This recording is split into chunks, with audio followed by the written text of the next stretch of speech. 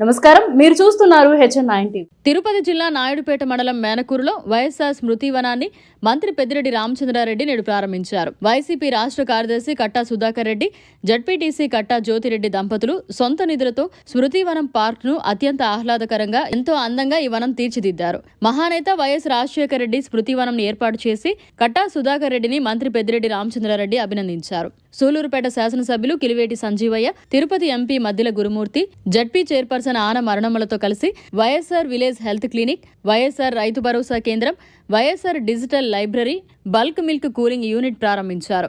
రానున్న ఎన్నికల్లో నాయకులంతా కలిసికట్టుగా పనిచేసి వైసీపీని విజయపదంలో నడిపించాలని మంత్రి పెద్దిరెడ్డి ఈ సందర్భంగా కోరారు. అనంతరం ఎమ్మెల్యే కిలివేటి సంజీవయ్య, ఎంపీ మద్దెల గురుమూర్తులు మరోసారి సీఎంగా జగన్మోహన్ రెడ్డిని గెలిపించుకోవాలని, వైసీపీ కార్యకర్తలకు, అభిమానులకు ఒక్కొక్కరు ఒక సైనికుడిలా పనిచేయాలని తెలియజేశారు.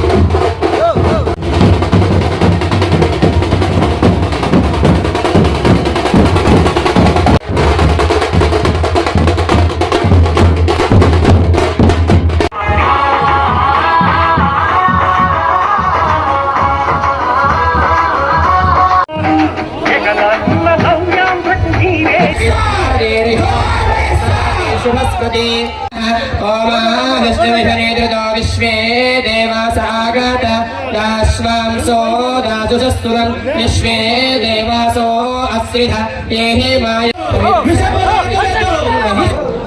మాటలు ఇప్పుడు చెప్తున్నారు. మాటలు కూడా చెప్పేవాడు కాదు. ఈ నాయుడుపేట మేనకూరుతో అనుసంధానం ఈ ఊరికనే రాలా. మా జనార్దన్ రెడ్డి గారిని తిరిగి తిప్పించుకొని గందరగోళం వారు ఆలోచన పెట్టారు. తర్వాత రాజ్యలక్ష్మి సంవత్సరం సంబంధం రాజ్యలక్ష్మి గారు మంత్రిగా ఉన్నప్పుడు ఆయనకి అప్పుడు ఉన్నటువంటి దీంట్లో ఎంత అవినీతిగా ఈవెన్ కాలేజీ వ్యవస్థలో కూడా ఎంత అవినీతిగా ప్రవర్తించేవాడు అన్న చెప్తా ఉంటున్నాం. సార్ 8 కోట్ల దగ్గర 7 కోట్ల 90 లక్షలు ఇక్కడ అభివృద్ధి కార్యక్రమాలు కూడా జరిగాయి. దీనితో సుధాకర్ రెడ్డి స్వయంగా నిధులు వెచ్చించి ఈ విధంగా వాళ్ళ తల్లి పేరు మీద, సంపూర్ణమ్మ గారి పేరు మీద ఇది నిర్మించడం, వేల మంది ఇక్కడ బయట నుంచి వచ్చి స్థిరపడిన వాళ్ళు కూడా వాళ్ళకి ఇక్కడ రిక్రియేషన్ లేదు కాబట్టి ఇది బాగా ఉపయోగపడుతుందని కూడా నేను తెలియజేస్తున్నాను. ఈరోజు నేను మిమ్మల్ని అందరూ కూడా కోరుతా ఉన్నాను, సుధాకర్ రెడ్డి అడిగి వేళల్లో నడవండి, వైఎస్ఆర్ కాంగ్రెస్ పార్టీకి మద్దతు ఇవ్వండి.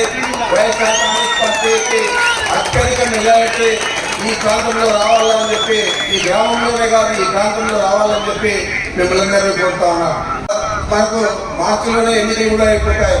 మరి ఆ తర్వాత మళ్ళా కొత్త ప్రభుత్వం ఏర్పడుతుంది. ఈ ప్రక్రియ అంతా కూడా ఈ 2 నెలల్లో జరుగుతుంది కాబట్టి ఈ 2 నెలల్లో ప్రతి కార్యకర్త కూడా సైనికుడిగా పనిచేయండి అని చెప్పి మరిన్ని అప్డేట్స్ కోసం మన HN9 టీవీ ఛానల్ ని సబ్స్క్రైబ్ చేసుకోండి.